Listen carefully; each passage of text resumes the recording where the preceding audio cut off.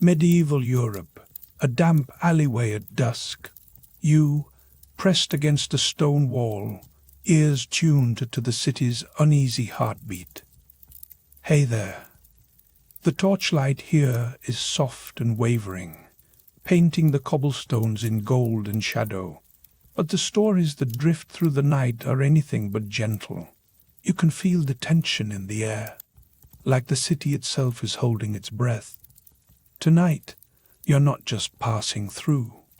You're about to uncover which medieval legends actually crept out of the darkness and into reality. By the end of this story, you'll find out which famous torture device is a complete sham, and which legal spectacle is far stranger than any fairy tale.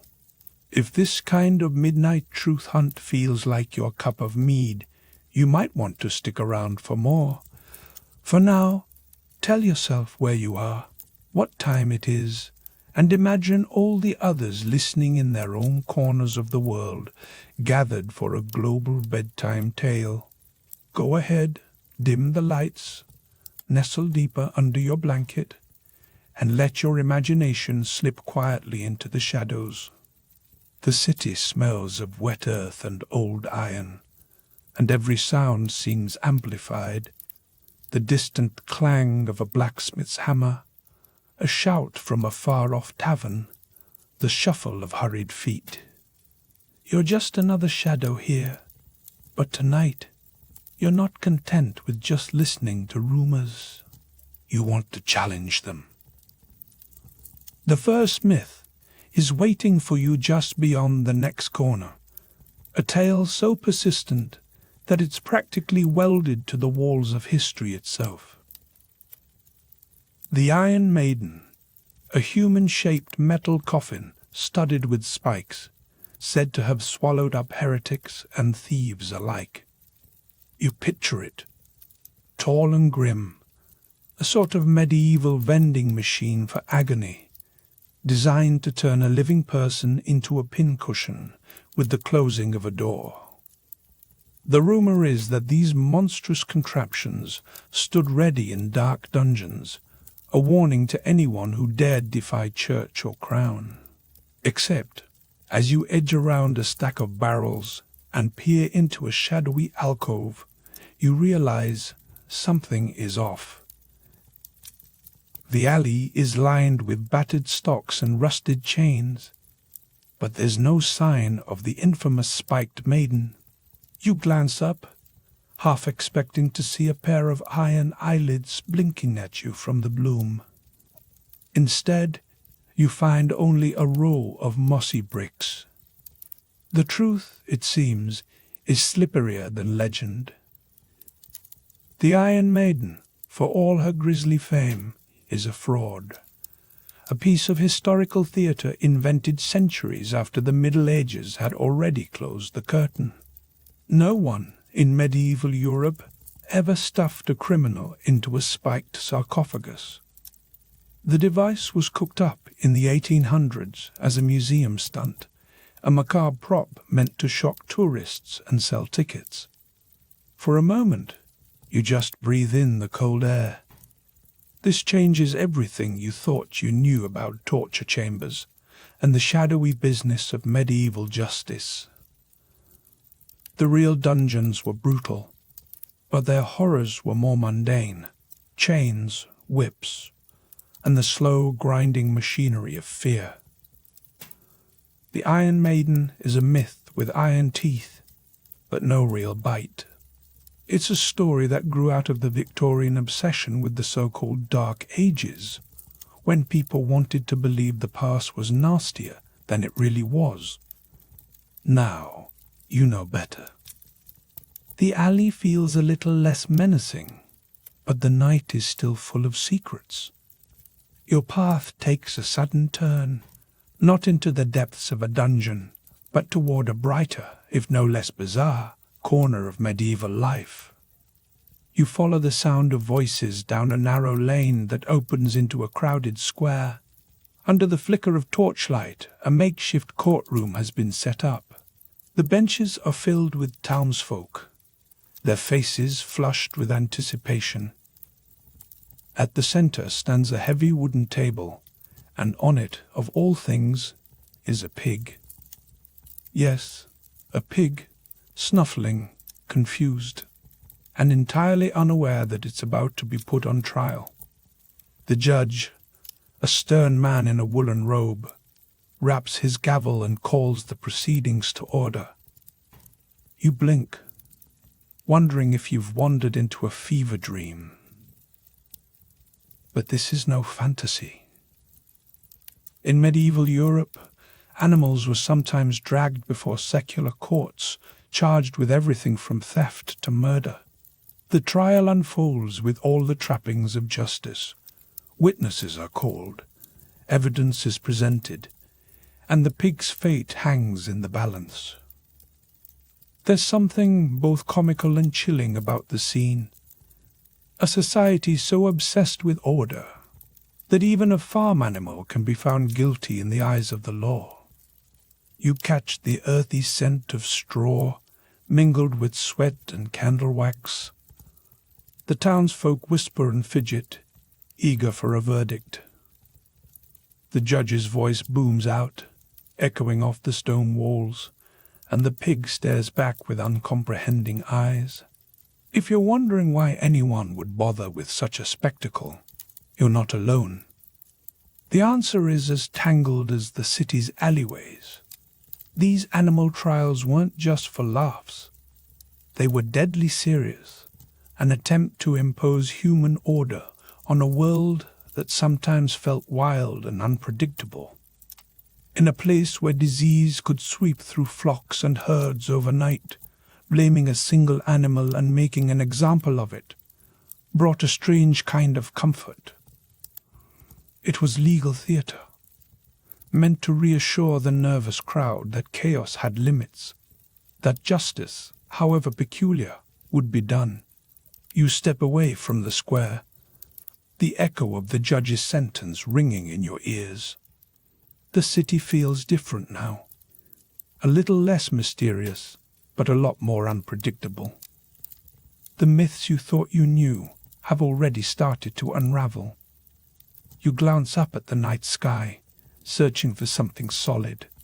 The moon hangs low, a silver coin tossed carelessly onto a velvet cloth. The air is thick, almost electric, with the sense that another secret is waiting just around the bend. You follow a winding lane away from the noisy square, your footsteps muffled by damp straw and mud. Somewhere above, a scholar's candle flickers in a narrow window. You remember another story about the medieval world, a tale that's been told so many times it's practically gospel. People in the Middle Ages, they say, believed the world was flat. Sailors, monks, and even learned men supposedly trembled at the thought of sailing off the edge of the map. It's a story that paints the past as hopelessly ignorant, forever stumbling in the dark. But here's the twist. The truth is rounder than you've been led to believe.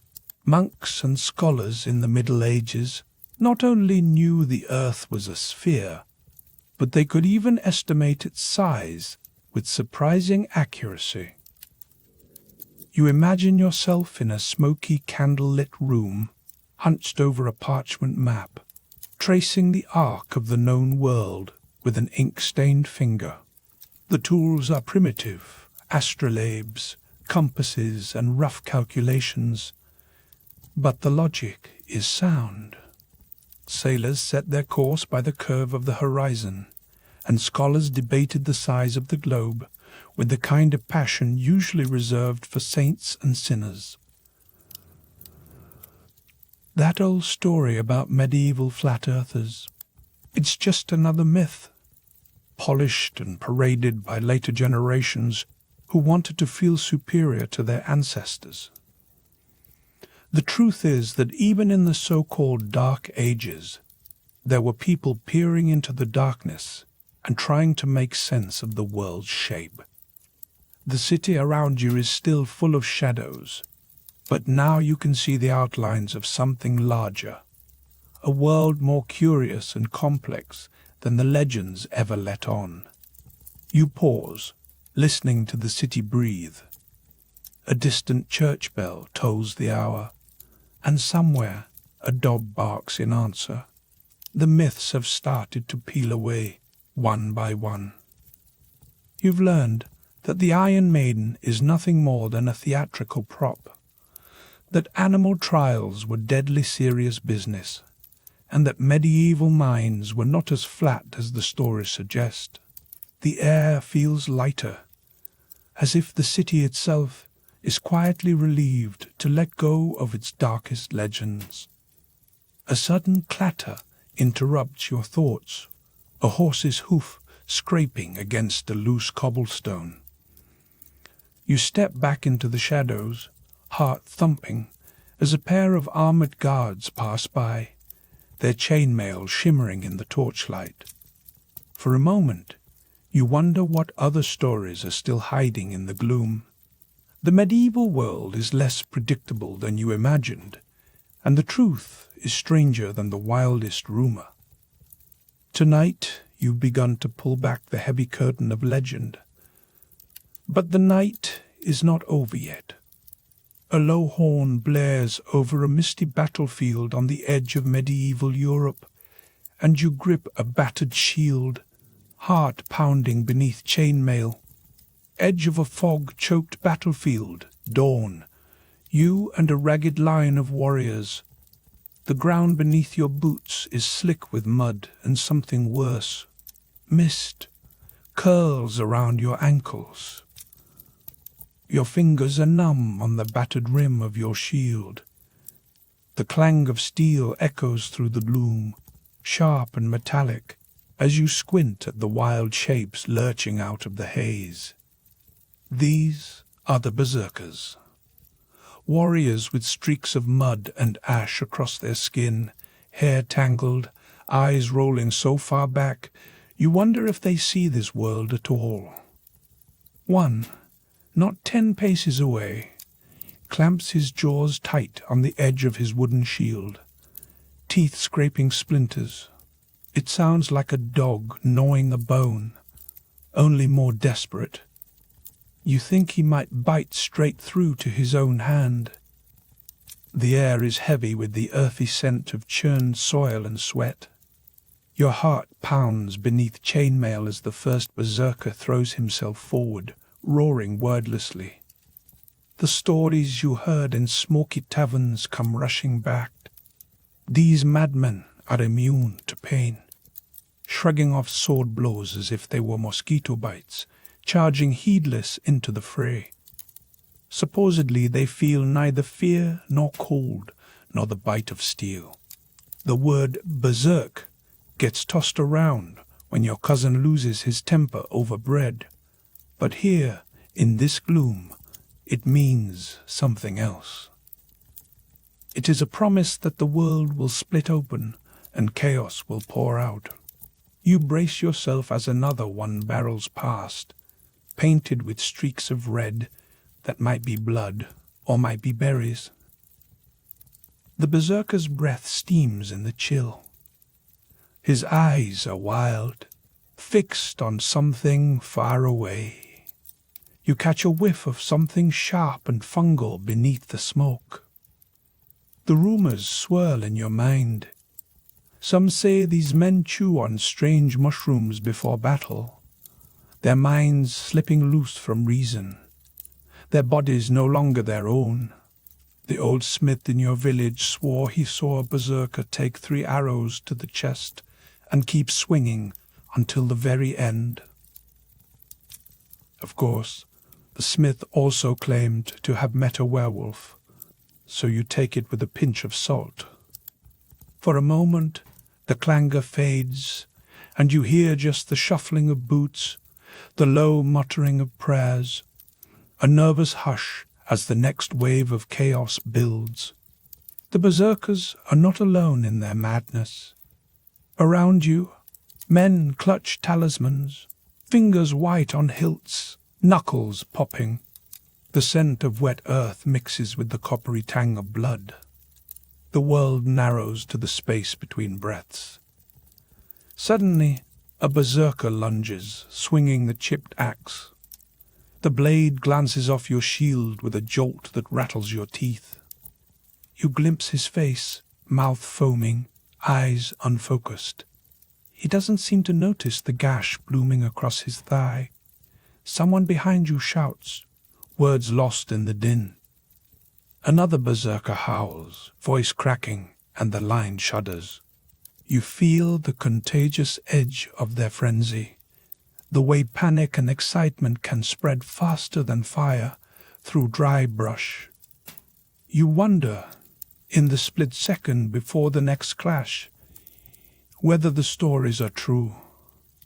Can a man really become something more or less than human? Or is it just the power of belief, the intoxicating rush of fear and adrenaline? The clang of armor and the slap of flesh against steel make it hard to think. You duck as a wild swing whistles past your ear. The world is spinning, and you are right at the center, heartbeat thumping a frantic rhythm against your ribs. Now, in the thick of it, the line between myth and reality blurs. You see a berserker take a mace to the shoulder and keep going, blood soaking his tunic. But you also see another fold under a well-aimed spear, collapsing as any mortal would. Maybe the legend is not that they are immune to pain, but that they are willing to ignore it, to press on when any sane person would turn and run. The stories are not lies. They are just messier than the tavern tales admit. Steel flashes, and you are forced back, stumbling over a corpse half buried in muck. The air is thick with the screams of the dying and the iron scent of spilled blood. You taste earth and fear on your tongue. In this chaos, you understand why the word berserk survived the centuries. It is not just a description. It is a warning, a kind of contagious madness that echoes in every frenzied charge, every reckless leap, a sudden lull. The berserkers pull back, breathing hard, some swaying as if waking from a fever dream. One drops to his knees, clutching his head, shuddering. You see now that they are men, tough, but not unbreakable. The myth grows in the telling, but the truth is stranger. Belief can make flesh do impossible things, and sometimes the mind follows where the body leads. You stagger to the edge of the field, boots squelching through mud. The torchlight flickers on battered armor, casting long shadows that twist and dance across the ground. Someone nearby groans, clutching a broken arm. The metallic scent of blood lingers, mingling with wood smoke and the faint sweetness of trampled grass. Then, a new rumor drifts through the survivors. The berserker's secret lies not just in rage, but in what they consume. Some whisper about mushrooms, others about potent brews. You remember the sharp, earthy smell from earlier, the wild look in their eyes. It makes you wonder how much of what you just witnessed is madness and how much is chemistry. The truth is, medieval Europe was a world where the boundaries between legend and reality shifted with every battle. What your grandmother called superstition, you now see as survival strategy. Here, a name becomes a legacy. Even now, centuries later, people still say someone has gone berserks when they lose control. The myth refuses to die because the spectacle of someone breaking all the rules of pain and fear is too compelling to let go. You catch your breath as the battlefield empties, the clangs and screams fading into the mist. The hush that follows is almost sacred. You realize you are still alive, shield splintered, heart pounding. The stories you will tell tonight will be wilder than anything you believed this morning. In the shadows, a few berserkers crouch together, shaking, spent. The line between man and legend is drawn in mud and blood, and you have crossed it without even noticing. Later, by a smoky campfire, you listen as grizzled warriors whisper about the secret to berserker fury. A sodden clearing, midnight, a ragged circle of mercenaries clustered around a low burning campfire. You crouch beside the embers, knees damp from the mossy ground, while the warriors' faces flicker in the shifting torchlight. The air is thick with the scent of wet earth, wood smoke, and something sharper, sweat maybe, or the sour tang of anticipation. The only music is the metallic clatter of mail and the low hum of voices, each word heavy with the promise of violence. Tonight, you are not merely an observer of medieval Europe. You are pressed close enough to feel the fever behind the myth. One grizzled fighter, eyes wild in the fire's glow, leans in and spits into the flames. You want to know why men go mad on the battlefield. It is not prayer nor wine, he growls, voice ragged as gravel. He gestures to a cloth bundle, its contents revealed, a handful of red-capped mushrooms, their skin glistening with dew. Another mercenary, younger but already missing 2 teeth, plucks one and bites down. The flesh is pale and rubbery. He chews with deliberate slowness, jaw working as if daring the world to challenge him. Your gaze lingers on the mushroom, Amanita muscaria, as the Latin-speaking priest called it in town. You have heard the rumors, of course. These fungi are said to twist the mind, to blur the line between frenzy and terror. The warriors call it the blood cap. Some claim it grants visions of glory.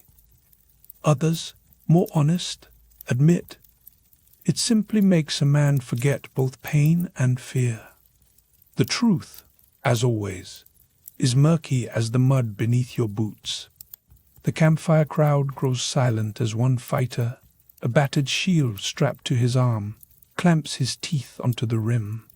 His body convulses, shudders rippling down his spine, sweat pouring from his brow. For a moment, he seems to wrestle with invisible demons, jaw locked tight.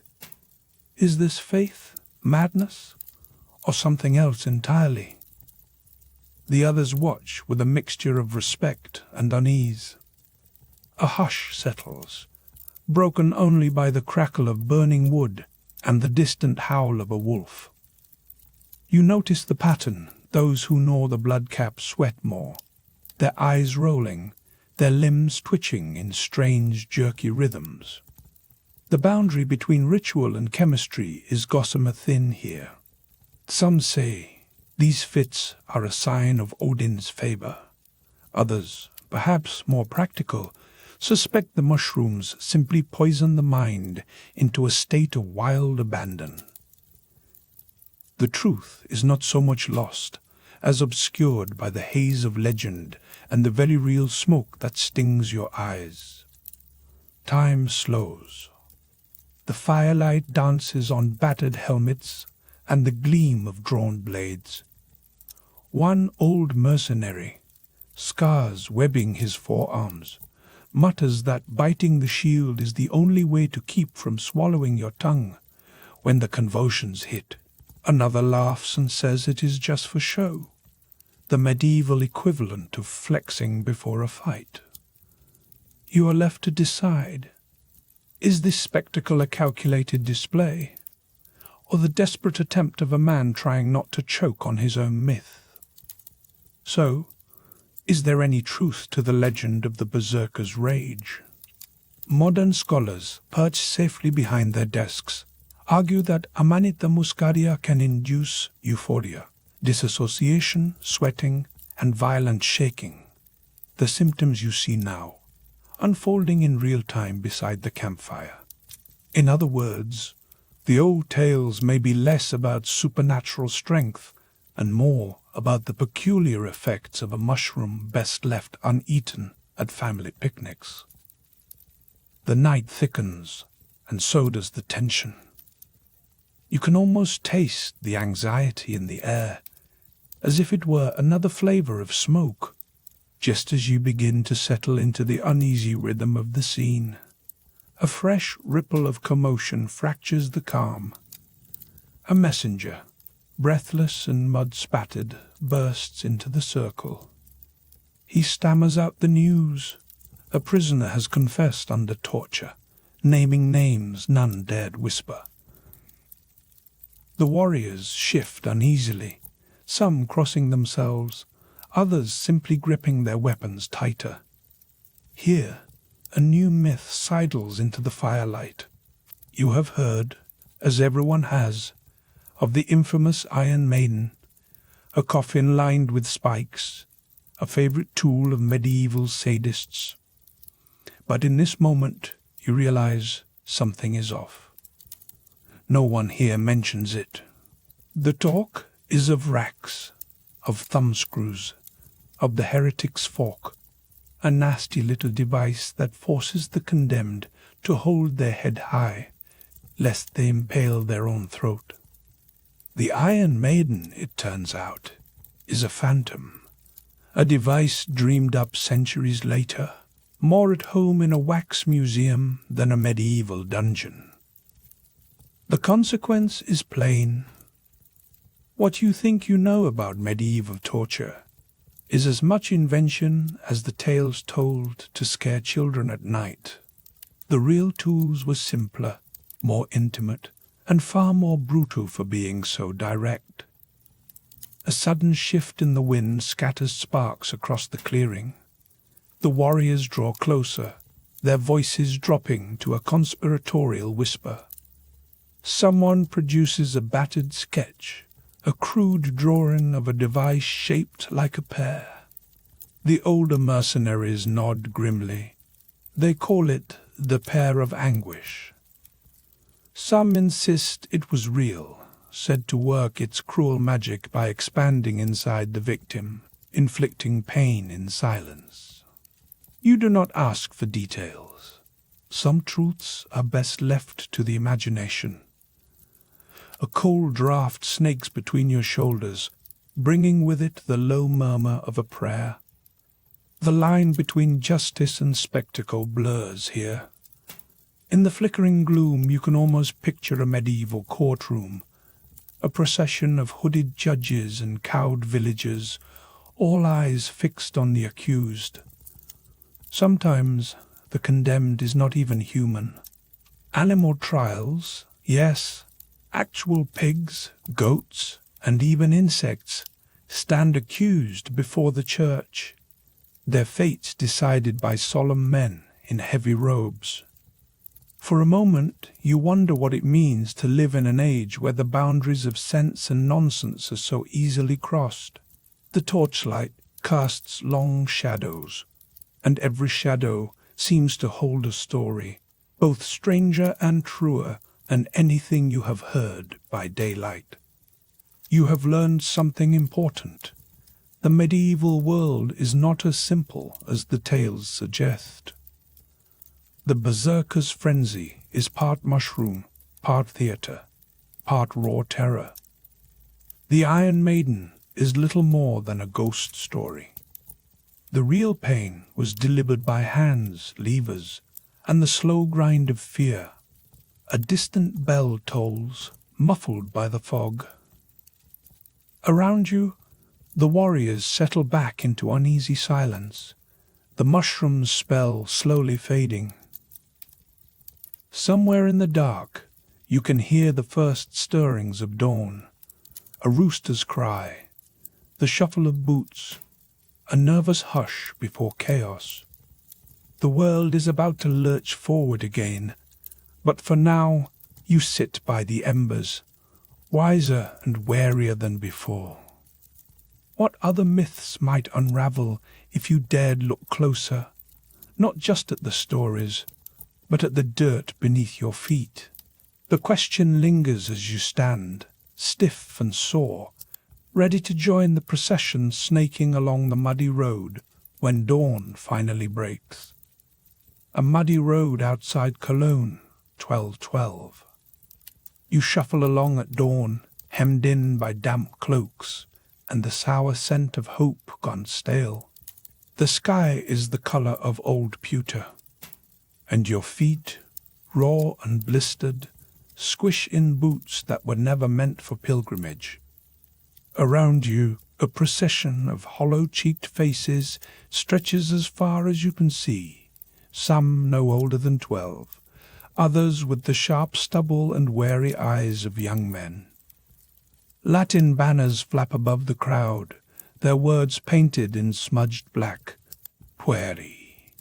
The term should mean children, but here it seems to mean anyone too poor, desperate, or hungry to say no to a miracle march. You glance at the boy ahead, his tunic patched with more hope than cloth. He coughs, then stumbles, and you hear the dull thud as he crumples into the mud. No one stops. The line inches forward. The only music, the shuffling of 1,000 feet, and the distant clang of church bells. Some will never reach the next village. The myth says this was a crusade of innocent children, but even your exhausted bones know better.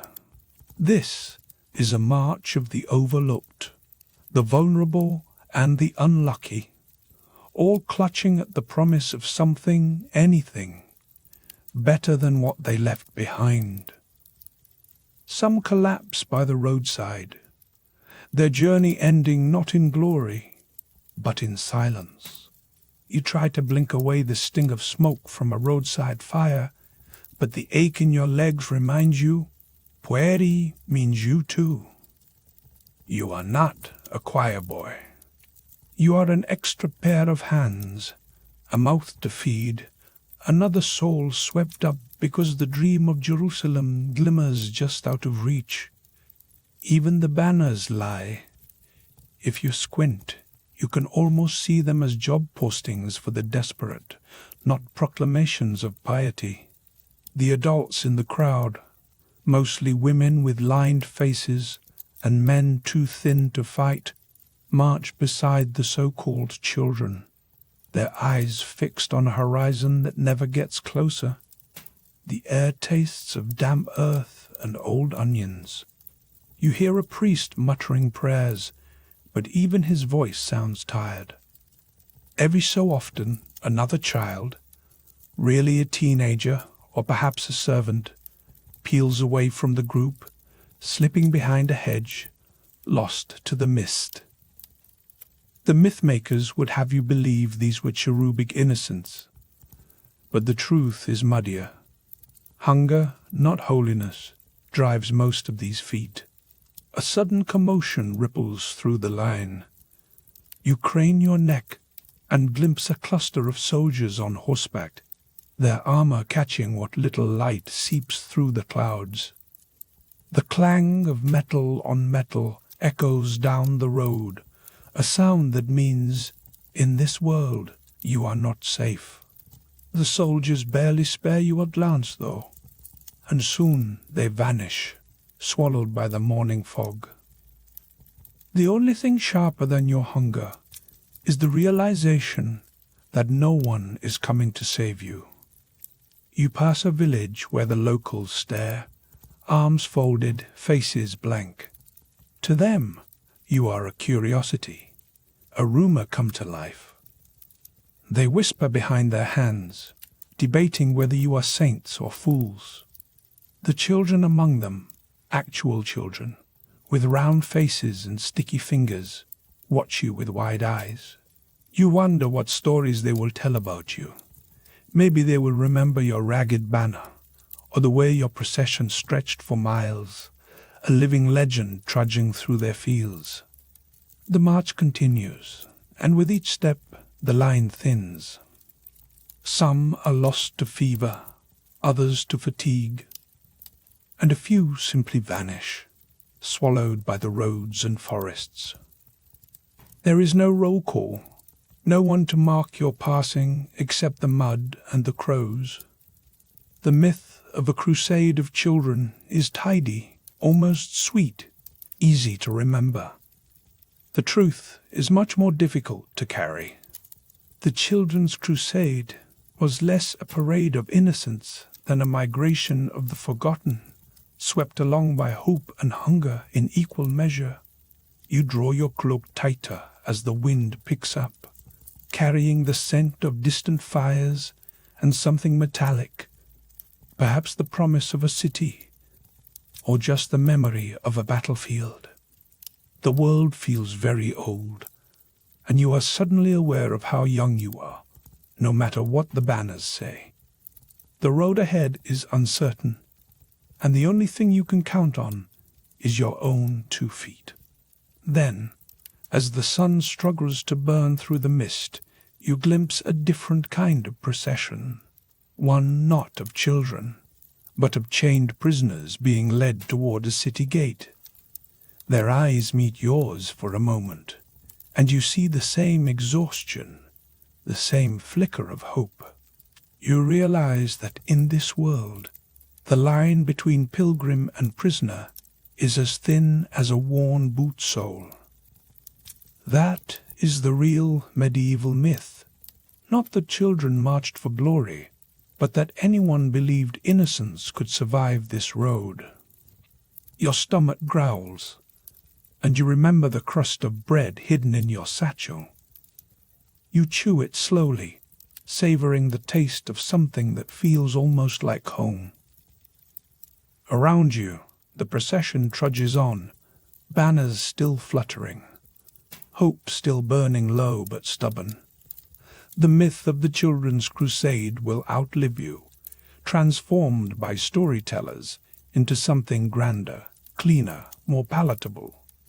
But you know the truth. You were there, boot-soaked, eyes stinging, heart heavy. The difference between legend and life is measured in blisters and broken dreams. A hush settles over the crowd as you round a bend and see the distant spires of a city, their stones grey against the pale sky. The road is quieter now, fewer voices, fewer feet. The myth has already begun to peel away from reality, leaving behind only echoes and shadows.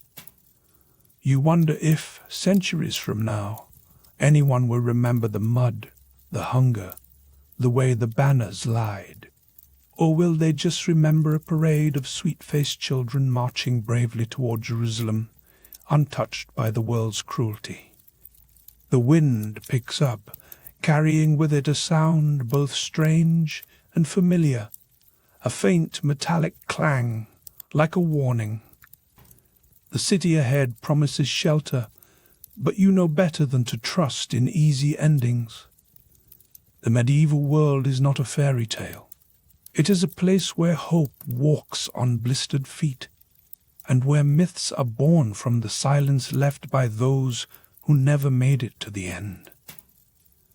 As the procession winds toward the city gates, you catch the earthy scent of hay and livestock, mingling with the nervous hush before something important.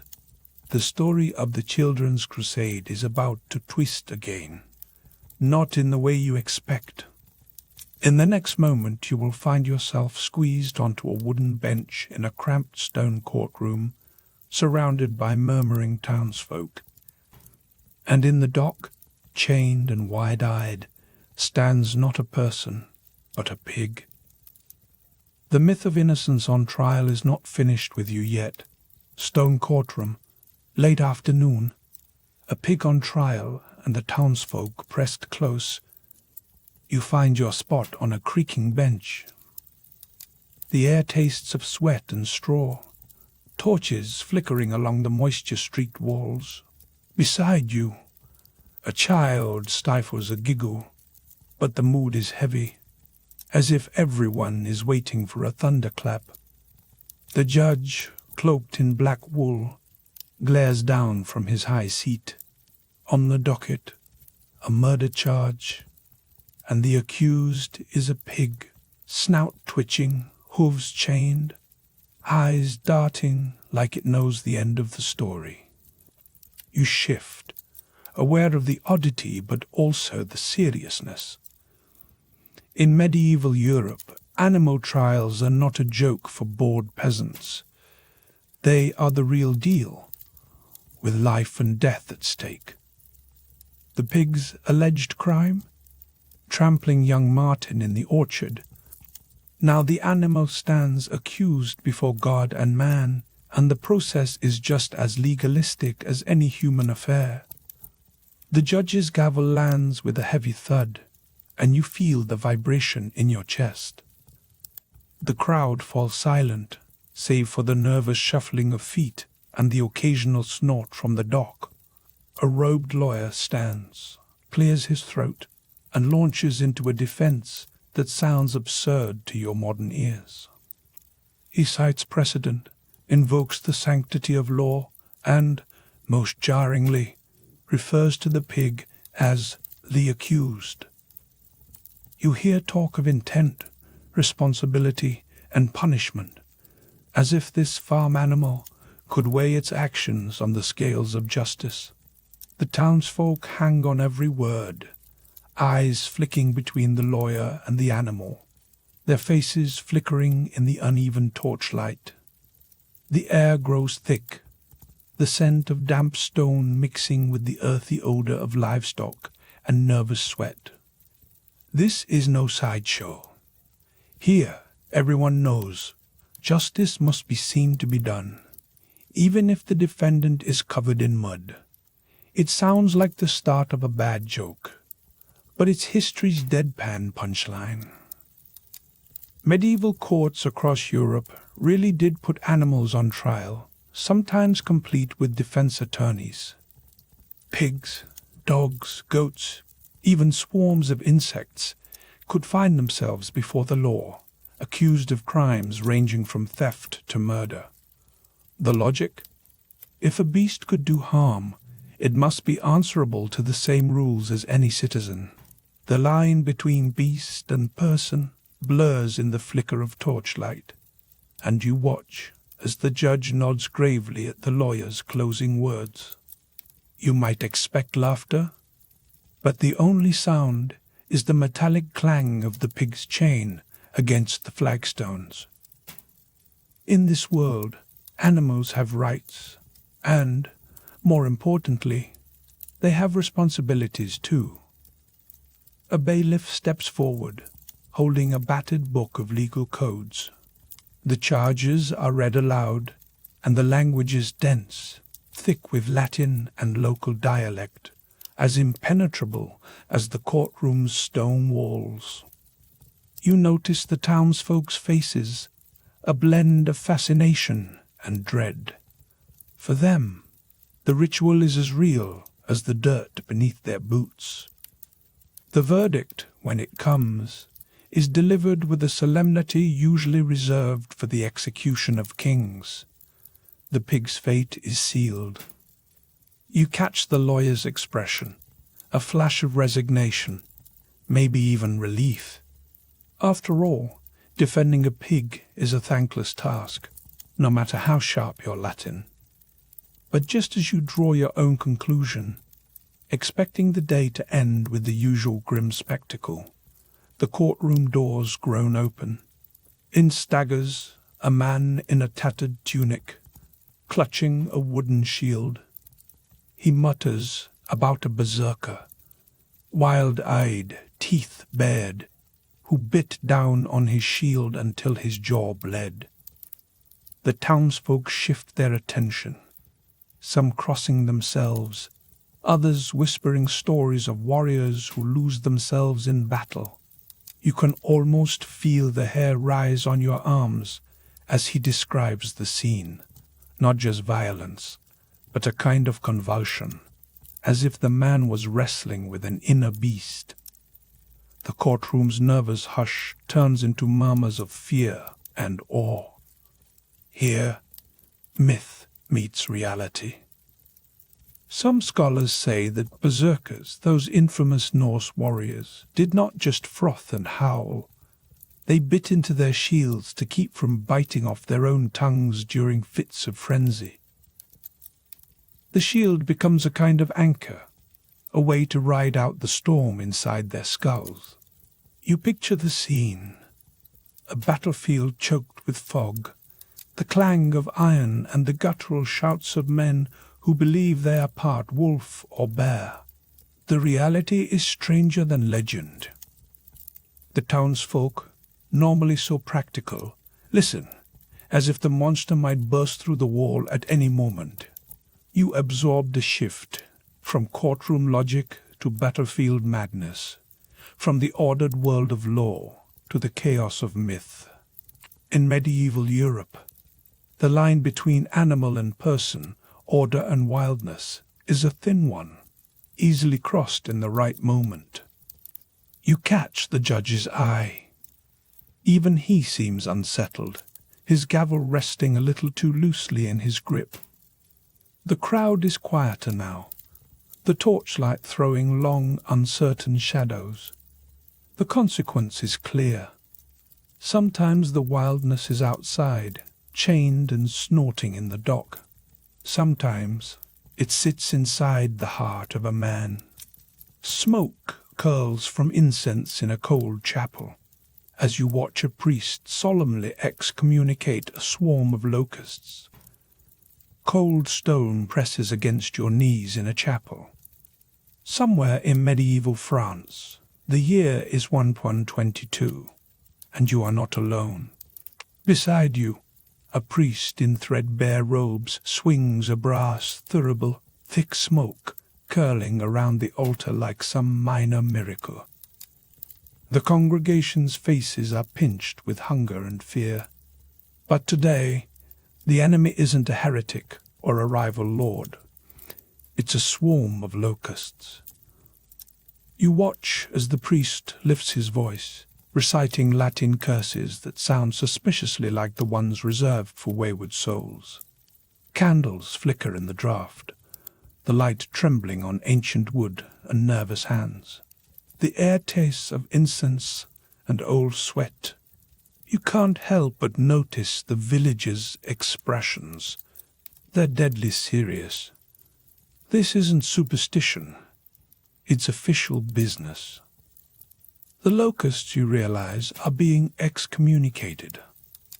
Yes, the church is banishing bugs.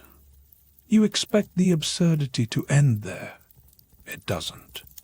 Days later, you find yourself pressed into the throng outside the town's stone courthouse. Word has spread. Today's defendant is a goat. The animal stands tethered, wide-eyed, chewing disinterestedly at a patch of straw, as if it has no idea. Its fate hangs in the balance. The magistrate, robe stiff with dust, presides with the same weary gravity reserved for murderers and thieves. A scribe sharpens his quill. Townsfolk jostle for a better view, their breath forming clouds in the morning chill.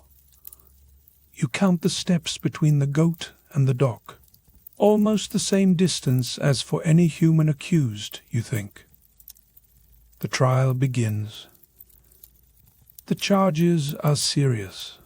Crop destruction, perhaps, or a particularly offensive bleat. And, in a twist that would make any modern lawyer raise an eyebrow, the goat is assigned a defender. Not just a token advocate, but a man who stands and delivers an impassioned plea for his client's innocence. The villagers nod as if this is the most natural thing in the world.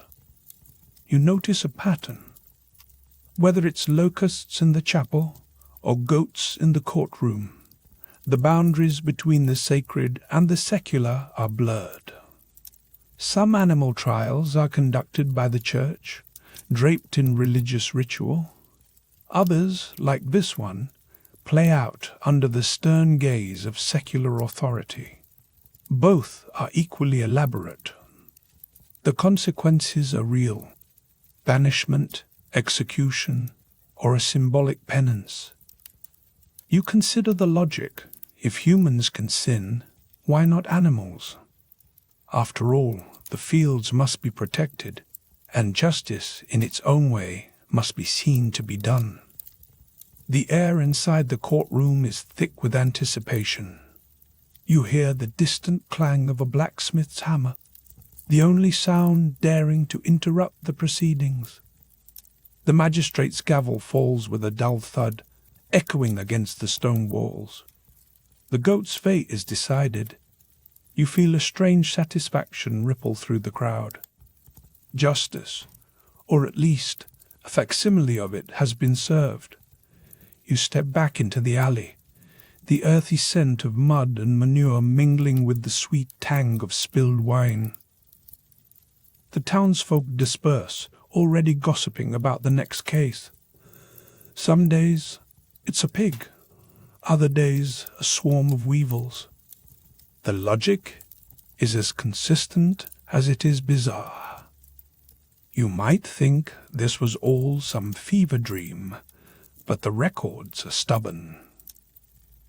Scroll after scroll, preserved in brittle parchment, details these animal trials with the same meticulous care reserved for royal edicts. You run your fingers over the ink, imagining the scribe pausing to dip his quill, brow furrowed in concentration. These were not isolated spectacles. They happened across medieval Europe, from France to Switzerland to Italy. The practice lasted centuries. Sometimes the animals were acquitted, sometimes condemned. Either way, the community came together, united in their belief that the world was a tangled web of divine and earthly order. If that meant putting a rooster on trial for laying an egg, so be it. Just as your head begins to swim with the absurdity of it all, a new rumor reaches your ears. This time, the story comes from the north. Imagine yourself on the edge of a Scandinavian battlefield, the sky heavy with iron-grey clouds. Warriors in animal pelts stalk the perimeter, eyes wild, breath steaming in the cold air. These are the berserkers, men said to transform into beasts, immune to pain, unstoppable in their fury. You've heard tales of mushrooms, red-capped and dangerous, passed from hand to hand before the charge. Some scholars whisper that the berserkers consumed these psychoactive fungi to summon their legendary rage. You watch as one of the berserkers sinks his teeth into the rim of his shield, jaw clenched until the wood splinters. The gesture is unsettling, primal. Another rumor claims this was a way to control the convulsions brought on by the mushrooms, a desperate attempt to channel madness into violence. The clang of swords and the roar of the crowd are deafening. For a moment you wonder how much of the legend is true. The answer, as always, is stranger than fiction. The world around you is darker than most imagine. The torchlight is never quite enough to banish the shadows. You smell sweat, blood, and the sour tang of fear. In this place, the boundaries between man and animal, sanity and madness, blur until they vanish entirely. You realize the medieval mind is not so alien after all. People crave order, even if it means putting a beetle on trial or biting a shield until your teeth crack. The pattern shifts. You duck into a narrow chamber lined with rusting iron spikes and heavy wooden doors. The air is thick with dread. Here stands the infamous Iron Maiden, a towering sarcophagus bristling with spikes. You shudder, expecting tales of unspeakable torture. But the twist comes quickly. Contrary to what every horror movie and tourist pamphlet claims, the Iron Maiden was not a medieval torture device at all. It was invented much later, designed as a museum attraction to thrill and horrify the paying public. You stare at the iron shell, realizing it's a prop, a lie built for profit. A hush settles, as if the ghosts of the past are pausing to laugh. The truth is this: the real medieval world is both weirder and more reasonable than the stories you grew up with. On one hand, animals stood trial, mushrooms fueled warriors, and justice took forms that seem outlandish now. On the other, some of the most infamous horrors were pure invention, crafted to sell tickets or frighten the gullible. The line between myth and reality is as thin as candle smoke in a drafty chapel. You step out into the cool night air, the echoes of the day's judgments still ringing in your ears. History, you realize, is far stranger than legend admits. You move toward a heavy oak door, not knowing what waits beyond, but certain it will be even stranger than what came before. Nuremberg, 5030. You step into the echoing hush of a stone chamber, where the air is thick with the scent of old iron and the suspicion of secrets. A single torch hisses, its flicker glinting off one particular monstrosity. A human-shaped coffin fashioned of blackened metal, its face frozen in a rictus grin. This, you are told, is the infamous Iron Maiden, an artifact that has inspired centuries of nightmares. Locals claim it once devoured the enemies of faith, closing its spiked embrace on heretics and traitors alike. The rumor, as persistent as a bad cold, is that the Middle Ages were a playground for such devices, each one more imaginative and grotesque than the last. You circle the Iron Maiden, boots scraping on gritty flagstones. The metal is cold, its hinges oiled and unnaturally quiet. You notice something odd.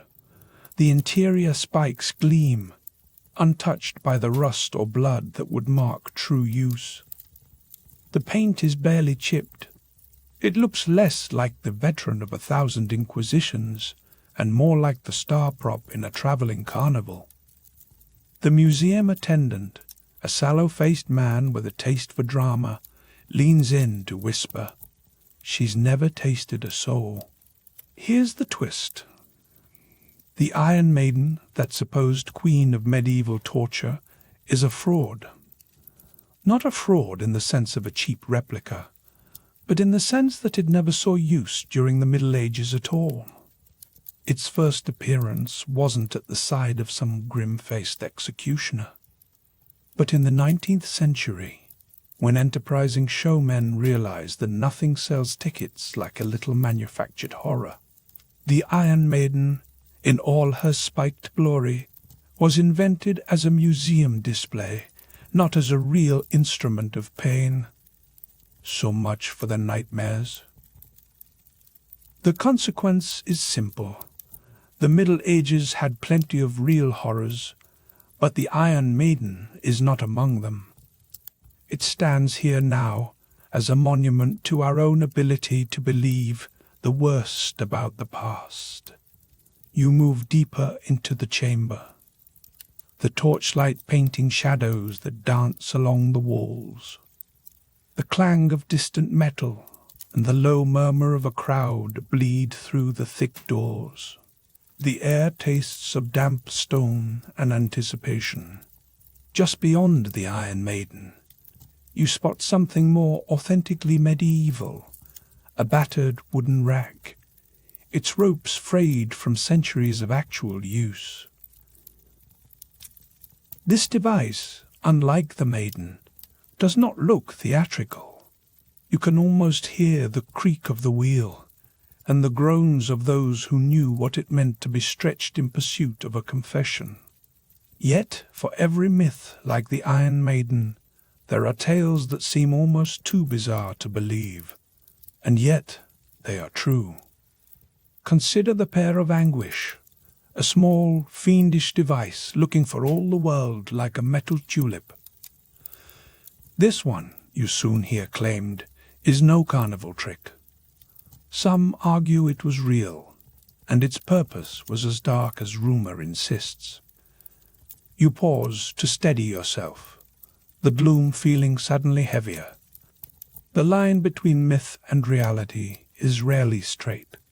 Sometimes it zigzags in ways that make you question every story you've heard, whispered in shadowy corridors.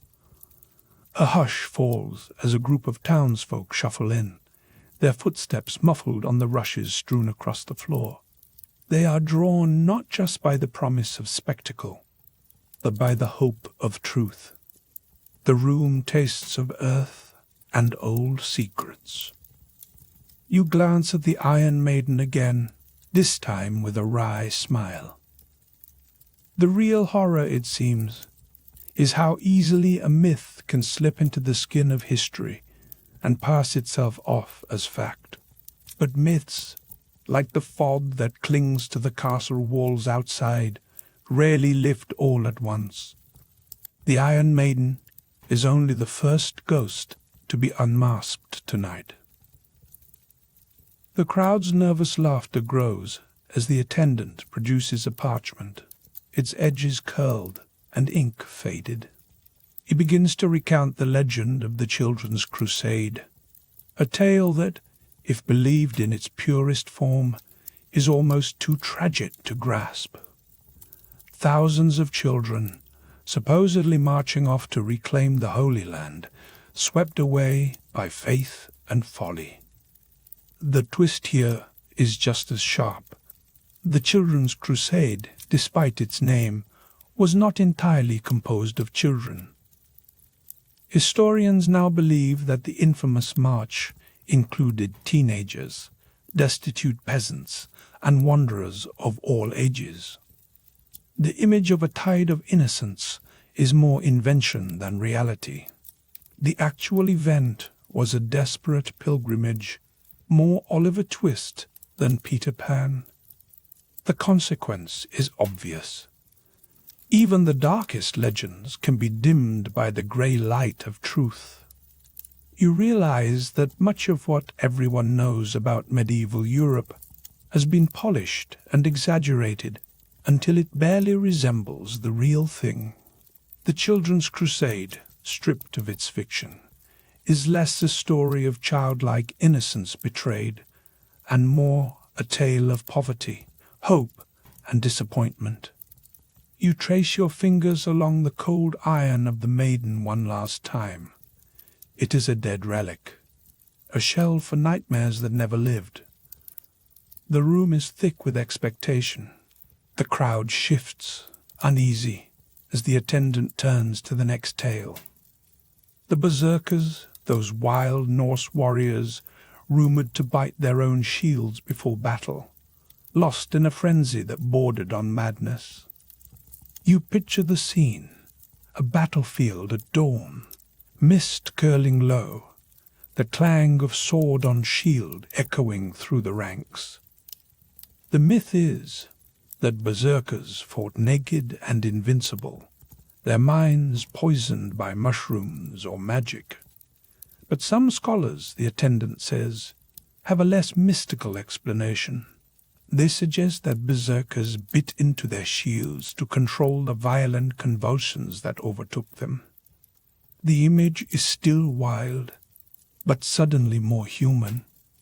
Less curse, more coping mechanism. You realize that even the strangest behaviors often have roots in the ordinary. The air in the chamber is almost electric now. Each myth, peeled back, reveals something raw and unexpected. The crowd's faces are a mix of awe and suspicion. You catch a whiff of sweat and tallow, the earthy perfume of bodies packed close in the torchlit gloom. A final tale wafts through the hush as the attendant unrolls a scroll and describes the animal trials of medieval Europe. You hear of pigs dragged into courtrooms, cows standing trial for their supposed crimes. The proceedings, he insists, were not always the work of superstitious priests. Some of these animal trials were secular, complete with judges, lawyers, and all the trappings of human justice. If you imagine a pig in a powdered wig, you are not far off. The consequence is striking. The Middle Ages were neither as barbaric nor as simple-minded as legend paints them. Strange, yes, but sometimes surprisingly methodical. You realize that the past is not a gallery of monsters, but a mirror held up to our own anxieties and inventions. The torch gutters, casting the Iron Maiden's shadow long across the floor. You stand in the hush, the metallic tang lingering on your tongue. The myths that haunt these dark chambers are more revealing for what they say about us and about those who lived and died here. You flinch as a rack creaks and chains rattle in the stony gloom of a true medieval torture chamber. Stone-walled torture chamber, dusk, you and two silent figures in hoods. You stand ankle-deep in straw, the musty air thick with the stink of sweat and fear.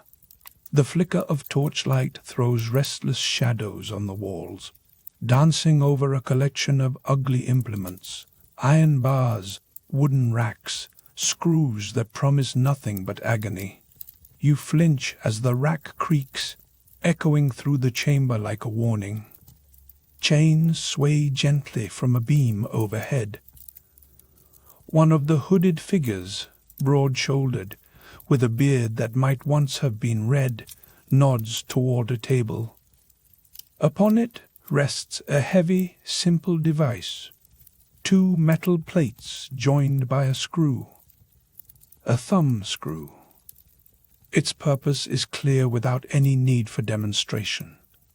The other hooded figure busies himself with a length of rope, his movements practiced and efficient, as if tying up a roast and not a living, trembling soul.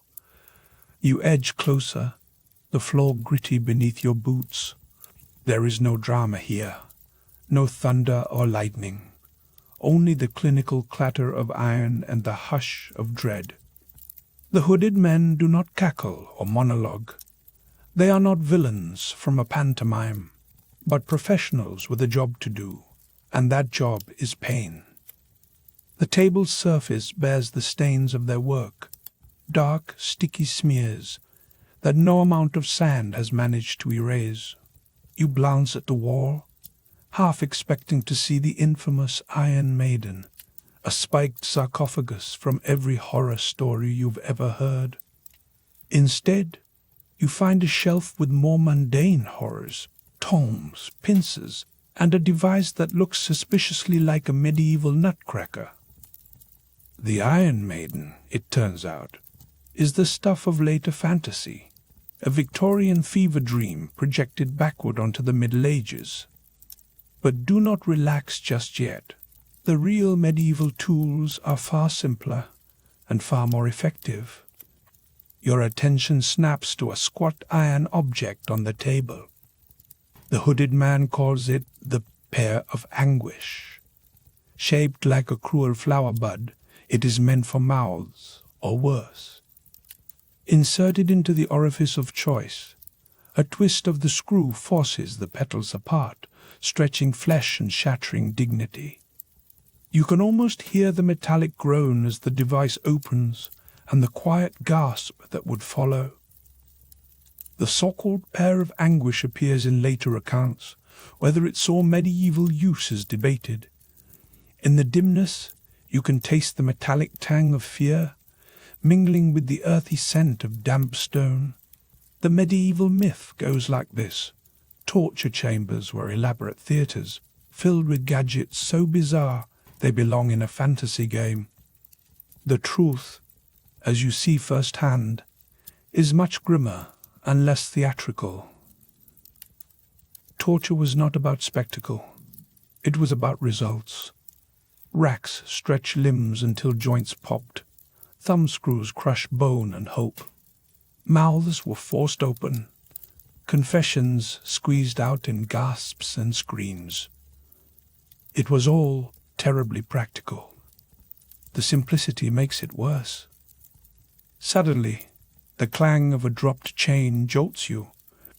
Both hooded men pause, one glancing up as if to check whether their work has drawn unwanted attention.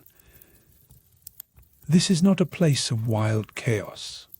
It is a workshop, methodical and quiet, except for the occasional grunt or whimper. You realize that even the most infamous legends have missed the true horror, the banality of it all. No roaring crowds, nor dramatic speeches, just the dull rhythm of suffering in the shadows. The consequence is clear. The real Middle Ages were not a carnival of outlandish devices, but a grinding machine of pain, administered with cool efficiency. A breath of cold air snakes in through a crack in the stone. You shiver. The hooded men resume their tasks, and your eyes are drawn to a battered wooden door at the far end of the chamber. Through it, you catch a glimpse of another world, the bustle of the castle courtyard, the clang of metal on metal, and the low murmur of onlookers who know exactly what goes on down here. For them, torture is an accepted fact of life, as routine as the changing of the guard. Outside the chamber, the myths swirl. People imagine elaborate contraptions, impossible in their complexity, and monstrous in their cruelty. But when you see the real tools, iron bars, racks, and screws, they are chilling precisely because they are so simple. The pain is not diluted by spectacle. There are no secret levers, no hidden traps, just brute force applied with patience.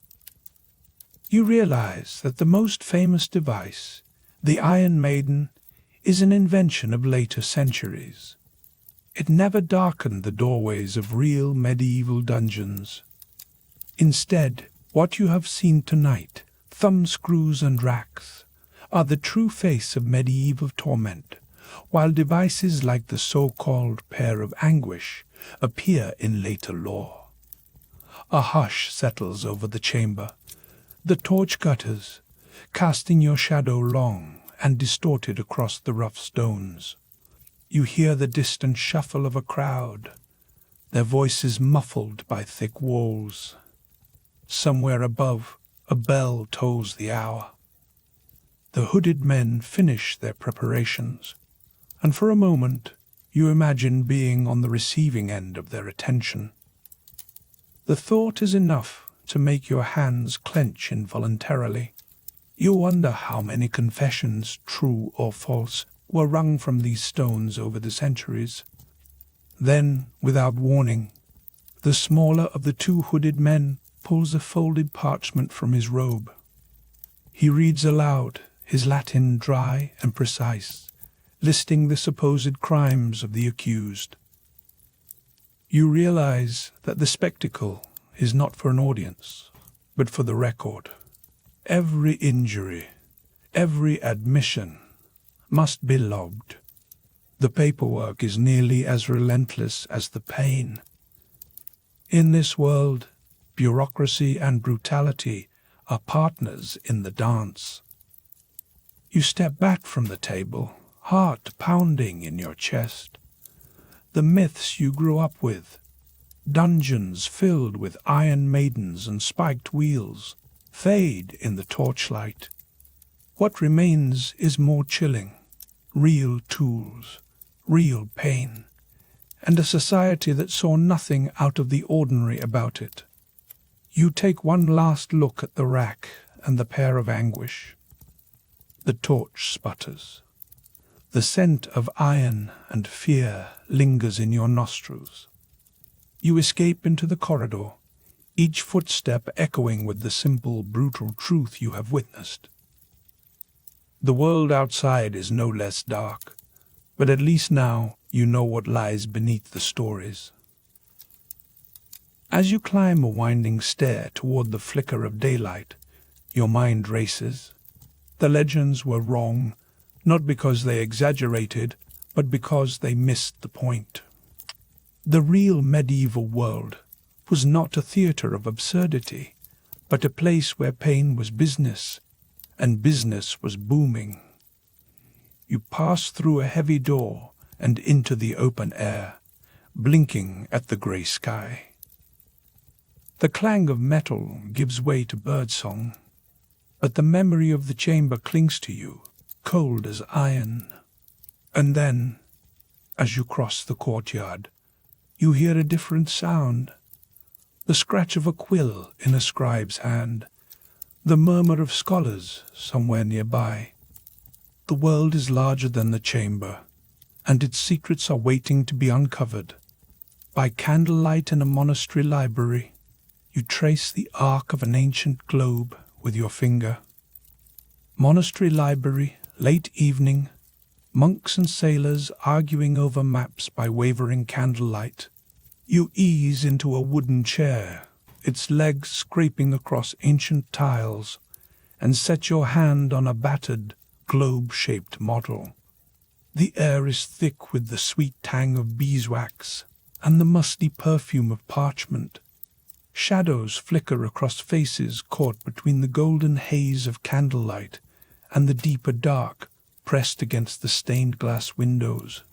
Brother Martin, with ink-stained fingers, leans over the table, while a weather-beaten sailor in a salt-crusted cloak points to a chain of painted islands just above the equator.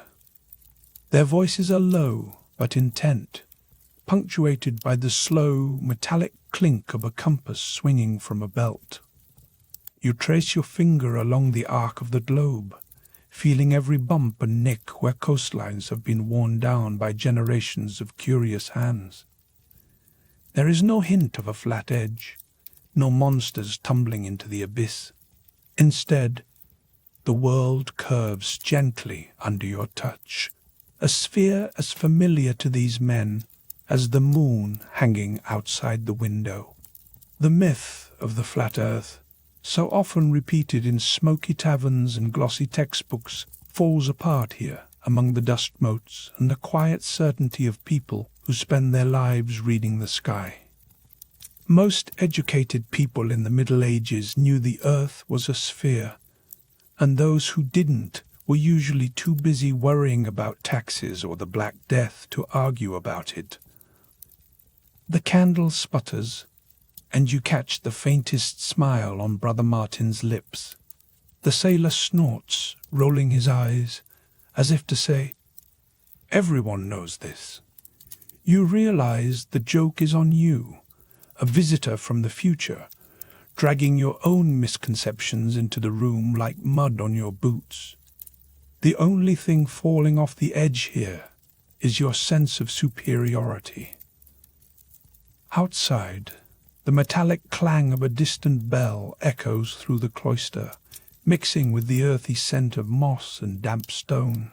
You glance at the globe again, now half lit, half shadowed, and see the world as they did, round, mysterious, but entirely whole. Monks, scholars, and sailors in the Middle Ages understood the earth's roundness, not because they were prescient, but because they could do basic geometry and watch ships vanish hull first over the horizon. The air grows tense as a new argument flares up. This time, the topic is not the shape of the world, but how best to cross it. The sailor swears by the stars, tracing imaginary lines above your head, while Brother Martin insists on the wisdom of old maps. Both are right and wrong, in ways that would make your high school geography teacher cry into their coffee. The debate dissolves into laughter, Then a companionable silence broken only by the shuffle of sandals on stone. Pattern shift. The door creaks open, letting in a draught and a third figure, a wiry man with wild eyes and a battered shield slung over his back. The air tightens. The library's hush, once scholarly, now feels like the nervous silence before a storm. You sense that something different has entered the room. The shield, battered and notched, looks more like a chew toy than a weapon. The wiry man speaks with the clipped cadence of someone used to barking orders over the din of battle. Ever seen a berserker bite his own shield? He asks, voice echoing off the vaulted ceiling. The monks exchange glances, uncertain if this is a threat or the start of a story. He grins, exposing teeth that look as if they have chewed more than bread. Some scholars suggest berserkers may have consumed psychoactive mushrooms before battle, their minds twisting into a fever dream of rage and invincibility. The wild man's eyes glitter as he describes the ritual, the trembling hands, the convulsions, the desperate bite into the wooden edge of a shield. Some say it was a way to keep their jaws from snapping shut on their own tongues. Others believe it was to channel the madness, to hold the chaos at bay with splinters and pain. You imagine the scene, a northern battlefield, the air thick with the iron scent of blood, and the earthy tang of trampled grass. Warriors, faces streaked with ochre, bite down on their shields as if bracing for a storm that comes from within. The clang of sword on iron fills the air, punctuated by roars that sound more animal than human. The myth of the unstoppable berserker, it turns out, has a core of truth, though the real mystery is what they saw in those swirling visions and what they feared would escape if they let go. For a moment, the library feels smaller, the candlelight flickering like a warning. The wild man laughs, a sound too sharp for this quiet space. He slaps the shield, leaving a faint smear of red on its edge. And you wonder if he is bleeding, or if the wood itself remembers old wounds. The tension dissolves with a gust of laughter from the sailor, who mutters something about madness being the only way to survive a shipwreck. The monks relax, the nervous hush replaced by a kind of awe. The world you thought you knew has cracked open at the edges. The air in the library shifts again. Brother Martin closes a heavy book with a sigh, its cover etched with symbols you cannot read. As the discussion drifts back to practical matters, crop yields, upcoming festivals, one last myth slips in, almost unnoticed. The Latin word pueri comes up in a debate about who was sent on the infamous Children's Crusade. Here, the monks argue quietly. The term could mean children, but it could also mean servants, or simply the powerless. The story of thousands of innocent children marching off to their doom becomes less clear, more complicated. Maybe it wasn't just children after all. Maybe the Middle Ages were never as simple or as savage as you have been told. A metallic scraping sound draws your gaze to a darkened alcove where a strange object lurks behind a velvet curtain. You step closer, the air turning colder and the shadows deepening. The monks exchange uneasy glances, but no one moves to stop you. You reach out and brush the curtain aside, revealing a human-shaped metal coffin bristling with spikes on the inside. The Iron Maiden, legendary torture device and staple of horror movies, stands before you in chilling silence. In truth, its origins are murkier than you expect. The Iron Maiden is a human-shaped metal sarcophagus lined with spikes on the inside. But whether it ever saw use in these centuries is anyone's guess. You run your hand along the cold, pitted surface, feeling the weight of centuries of rumor and fear. The monks avert their eyes, as if by ignoring the thing, they can make it less real. The air smells of iron and candle wax, and time seems to slow, stretching out in the uneasy hush that lingers after the last bell of the night. You realize how much of what everyone knows about this world is tangled up in stories, half-truths, and the dark desire to believe in monsters. Outside, the metallic clang of the bell returns, distant but insistent, pulling you back to the present. The candle gutters, casting monstrous shadows that dance across the walls. The globe waits, round and steady in the gloom, its surface worn by centuries of hands searching for answers. You step away from the Iron Maiden, heart pounding in the hush, and glance back at the monks, who now watch you with a mixture of suspicion, curiosity, and a hint of mischief. The stakes have changed. You came here expecting darkness and ignorance, and instead found candlelight, argument, and uneasy truths. The myths are not as simple as you thought, nor the people who lived them. As you push open the heavy door to the corridor, the earthy scent of hay and old stone floods your senses. Somewhere beyond, a strange hush falls over a market square as dozens begin to sway and spin, their feet pounding the stones in a feverish dance. Market Square, Strasbourg, late summer afternoon. Cobblestones sticky with spilled cider, the air thick with the scent of sweat and overripe apples. You're wedged between a fishmonger and a woman hawking turnips, both eyeing the crowd with suspicion. Suddenly, a hush stifles the usual marketplace racket. Someone, no one quite sees who, begins to sway. Then, like a contagious secret, the movement spreads. Within moments, dozens are spinning, stamping, and whirling with wild abandon, their shoes slapping the stones in manic rhythm.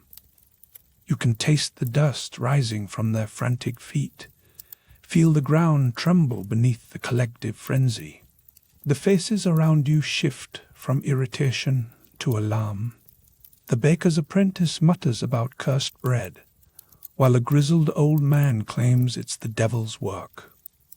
No one agrees, but everyone edges away from the dancers, as if mere proximity risks infection. The clang of a distant church bell slices through the murmur, but the dancers do not stop. Some collapse, limbs quivering, eyes wide and glazed. Others push on, caught up in a fever that feels both ancient and new. You can smell the earthy tang of panic. The crowd surges, then recedes, leaving a border of onlookers who cross themselves or clutch talismans. Oddly, the dancers look neither joyful nor in pain, just compelled, as if some invisible puppeteer tugs their strings.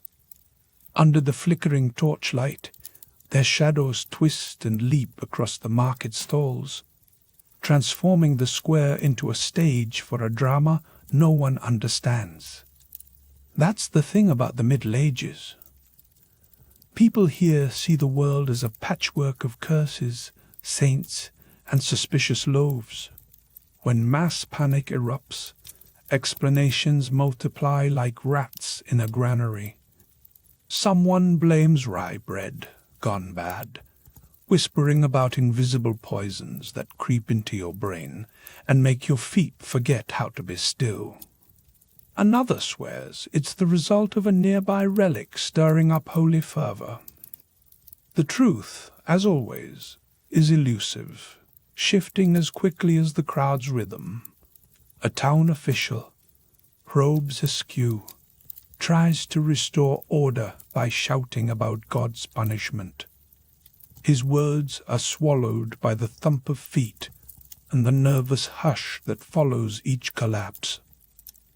The breeze carries a tang of stale ale and fear.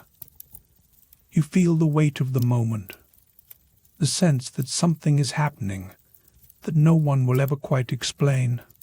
The line between mass hysteria and poisoned grain is razor thin, and right now no one knows which side of the blade they're on. You lean against a wooden stall, breathing in the mingled aromas of herbs and livestock. The sound of metal clanging somewhere nearby reminds you this is still a world ruled by iron and superstition. You wonder if, centuries from now, people will laugh at the idea of a town dancing itself to exhaustion. Maybe they'll assume these outbreaks were just fairy tales, invented to explain away things too strange to face directly. Here's the twist. Not everything the modern world dismisses as medieval nonsense is as fake as it seems. Take the so-called pair of anguish, rumored to be a torture device straight out of a fever dream. Imagine a metallic contraption shaped like a bulb, said to be inserted and then expanded, causing unimaginable pain. It sounds like the sort of thing invented by a bored novelist, yet later records and law suggest such devices existed, though evidence is disputed. You can picture some trembling prisoner in a shadowy courtroom, torches flickering on the stone walls, as the executioner produces an object that makes even the toughest knight blanch. The sense of menace is as real as the cold iron in the executioner's hand. Pause for a breath. This is not just a parade of horrors. It's a reminder that the boundary between myth and reality is porous. The clang of metal, the shuffling crowd, the earthy scents. These are the textures of a world where legends bleed into life. Now, as the market square begins to empty, you catch a snatch of conversation between two monks. One, clutching a battered copy of Aristotle, scoffs at the idea that the world is flat. The other, a sailor's son, nods in agreement. It's amusing, really, how modern textbooks love to paint the Middle Ages as a time when everyone thought you'd tumble into oblivion if you sailed too far. Yet here are monks and sailors alike, rolling their eyes at such childish ideas. In their world, the earth is as round and stubborn as a wheel of cheese, and only the most gullible believe otherwise. The consequence is simple. Much of what you think you know about medieval minds is as distorted as a carnival mirror. The so-called Dark Ages were not so dim, at least when it came to basic astronomy. Still, the crowd in the square is not thinking about the shape of the earth. They're wondering what will cause the next panic. Is it the bread, the relic, or something in the water? The nervous hush before chaos never fully lifts. You feel it prickling at the back of your neck, a reminder that, in a world of uncertainty, any moment can tip from order to madness. You shuffle past the last of the dancers, their faces pale and exhausted, and step into a narrow alley where the only light comes from a guttering torch. The air here is cooler, thick with the scent of damp stone and fear. You hear the distant echo of laughter, half relief, half hysteria. The world outside the square feels both safer and more mysterious, as if you've walked out of one legend and into another. Here's your second surprise. Some words from this age have survived almost unchanged. You might think of berserkers as wild-eyed Norsemen in bearskins, but the term berserk is alive and well in modern vocabulary, flung around every time someone loses their cool after a bad day. The echo of medieval frenzy lingers in your own tongue, proof that the past is never quite as distant as it seems. You pause, the torchlight flickering over your hands. Somewhere behind you, the market square is still haunted by the memory of wild dancing. The world you inhabit is not so different from theirs. Panic spreads, explanations multiply, and sometimes the truth is as slippery as an eel in a rain barrel. Centuries later, you overhear a commuter mutter about going berserks after a bad day, and for a moment, the shadow of the old market square flickers at the edge of your imagination. London, dusk, a damp alleyway outside the tavern, 1347. You pause beneath a crooked timber arch as the last bell tolls, boots slipping on wet cobbles. The air tastes of wood smoke and something less polite. A pair of traders in rough cloaks shove past, muttering about a neighbour who went berserk after losing a wager. The word lands hard, as if it's been hurled through the centuries just for your ears. You know the term. Today, it gets tossed around whenever someone loses their cool in traffic or at a quarterly review. But here, in the medieval gloom, berserk means more than a bad attitude. It conjures the memory of wild-eyed warriors, muscles tense, axes swinging, and, if rumor is to be believed, a suspicious fondness for mushrooms that made ordinary men see colors in the clouds, and enemies as little more than straw. You edge closer to the firelight of the square, where a cluster of mercenaries swap stories between mouthfuls of ale.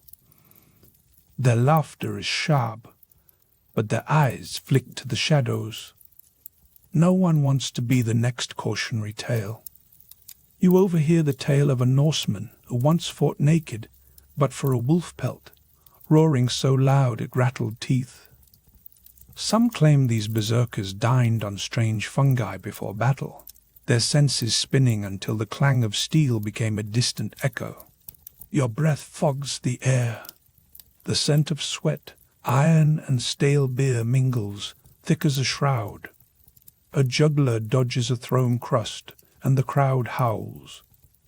Even now, the myth of the berserker refuses to die. It's easier to believe in men who become beasts than to admit you might snap the same way after a day spent dodging your lord's taxes or your manager's emails. The medieval world, it seems, still bites at your heels no matter the century. You slip down another alley, torchlight flickering along slimy stones. Somewhere behind a barred window, a woman whispers about the pair of anguish. You catch the phrase again, this time from a city guard. He claims it's the latest tool in the justice arsenal, a device so cruel it turns the stomach of even the most jaded executioner. You round a corner, and there it is, the courtroom, lit by sputtering torches. The judge's bench looms above, and a line of accused shuffles forward. The crowd is restless, boots scraping, breath held. Today's spectacle is not a nobleman or thief, but a pig. Yes, a pig, trussed and squealing, awaiting its fate. The scribe reads out the charges in a voice tight with disgust. The animal has been assigned a defense attorney, whose wig and robes are only slightly less ridiculous than the whole charade. It sounds like lunacy, but in this world, animals stand trial as if they might repent or plot their next crime. The pig's lawyer, lips pursed, pleads for clemency. The crowd snickers, but the judge nods gravely. In medieval Europe, justice is a performance, sometimes dark, sometimes farcical, but always public. The hush deepens. You hear the metallic clang of a chest being unlatched. Whispers ripple through the hall as the bailiff unveils the pair of anguish.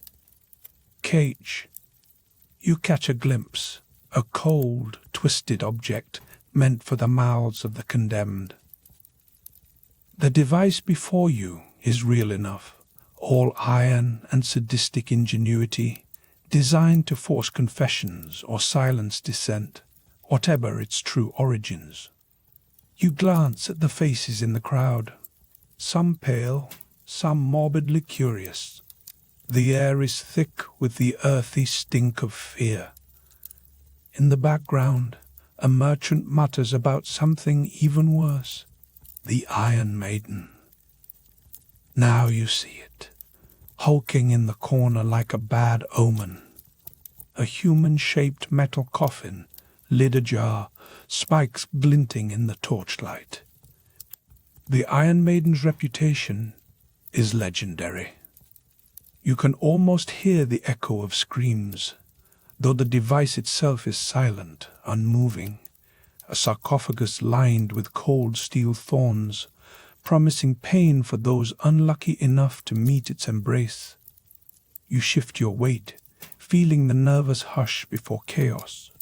The bailiff snaps the maiden shut for effect, and the clang reverberates off stone walls. Some in the crowd flinch, others lean closer. The city's secrets are not so secret after all. Here, myth and reality feed each other, each more bizarre than the last. You step back into the alley, torchlight flickering behind you. The air outside is fresher, tinged with rain, and the faintest promise of bread from a distant oven. For a moment, you wonder how many old stories still shape the world you know. Berserk rage, courtroom animals, torture devices that sound too wild to be real. Somehow, they've all survived. The legends of medieval Europe are not just stories. They're habits, jokes, and fears that slip into modern life, sometimes when you least expect it. You've seen how the line between myth and truth is thinner than the blade of a knight's sword. The medieval world is never quite gone. It lingers in the dark corners, in the clang of metal, in the anxious hush before a verdict, and in the words you still use when you finally lose your temper. Night settles as you slip once more through a torchlit alley. The city's secrets close at hand. Medieval Paris, midnight.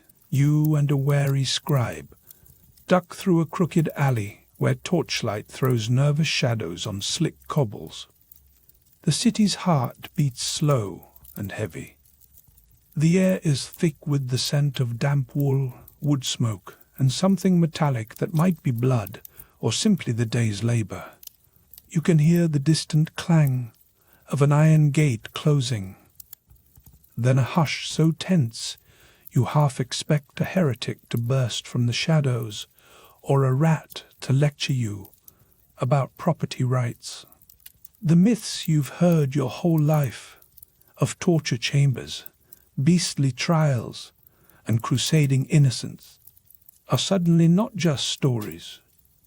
They are the fog you walk through, denser than the smoke curling from the baker's oven.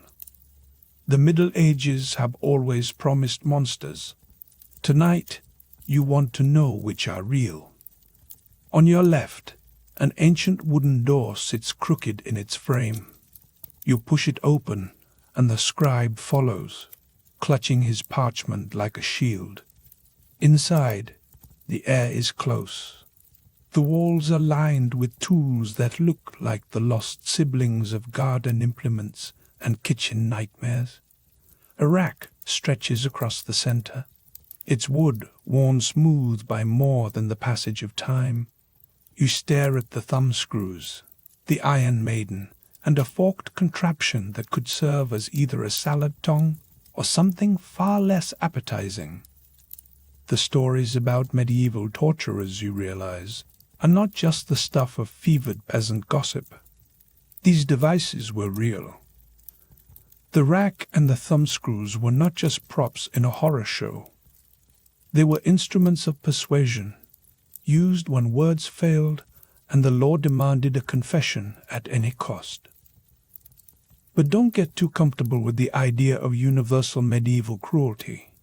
The scribe, sweating under his hood, points out that while torture existed, so did paperwork, endless, stifling, soul-crushing paperwork.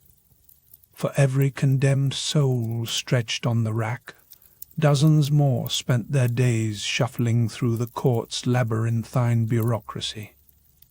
It seems some tortures are timeless. The real surprise here is not the presence of pain, but the presence of order.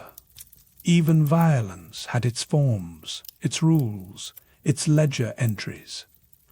In this world, the threat of the rack could be as potent as the device itself.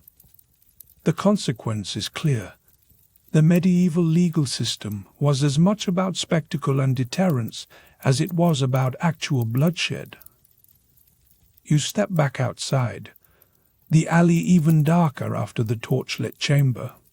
Your boots scuff against something unexpected, a small pile of straw, and nestled within it, a nervous goat. The scribe nudges you. He whispers that you've stumbled onto tomorrow's defendant. In this city, animals do not just wander the streets or fill the stew pot. They stand trial. You blink, thinking you've misheard him, but the scribe insists. He tells you the goat will face a real judge. It will have a prosecutor, and, yes, someone appointed to defend its honor. This is not a joke. In medieval Europe, animals accused of crimes, eating crops, biting children, even murder, were sometimes assigned defense attorneys.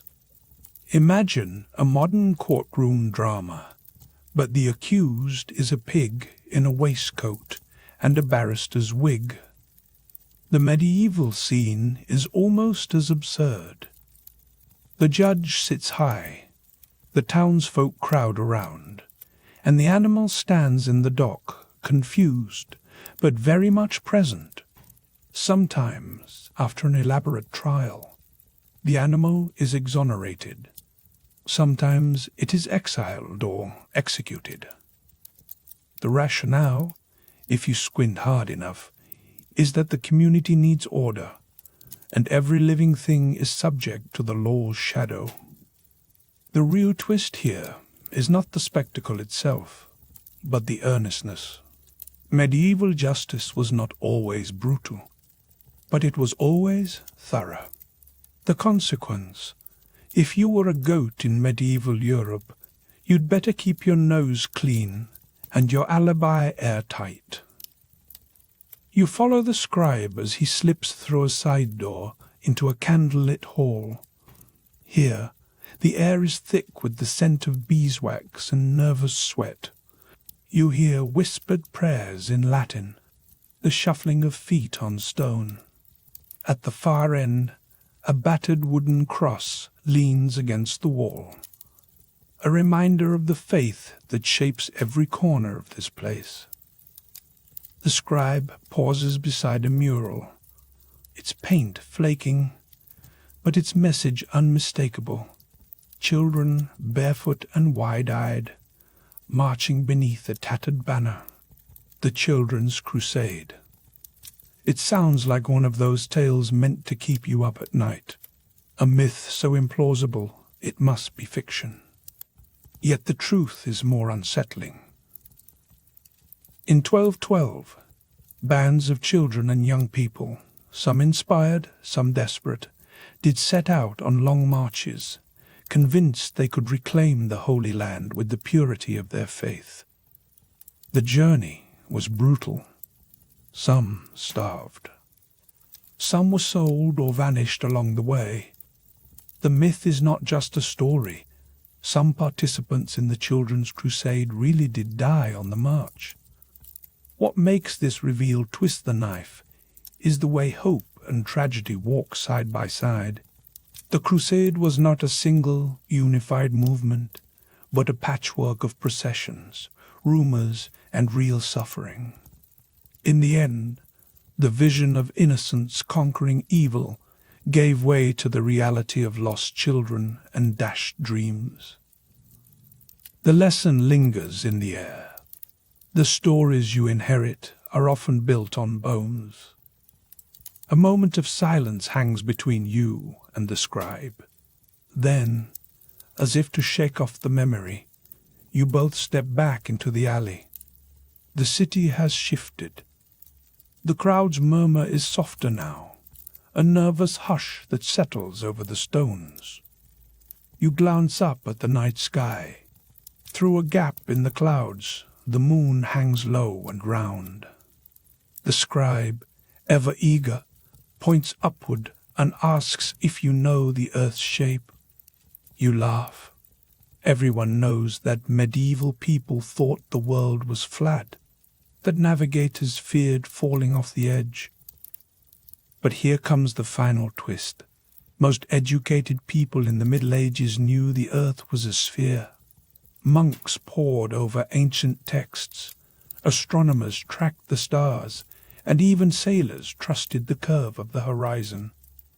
The idea of a flat earth medieval Europe is a myth born centuries later, a slander against the so-called Dark Ages. The real darkness here is not ignorance, but the shadow cast by your own assumptions. The compass has shifted. The Middle Ages was stranger, sharper, and far more self-aware than you were led to believe. You pause, the torch guttering low, and listen to the city's heartbeat. The metallic clang, the shuffling crowds, the earthy scent of history itself, they all press in, demanding you look closer, question deeper. The myths you carried into the night are not dead. They are transformed.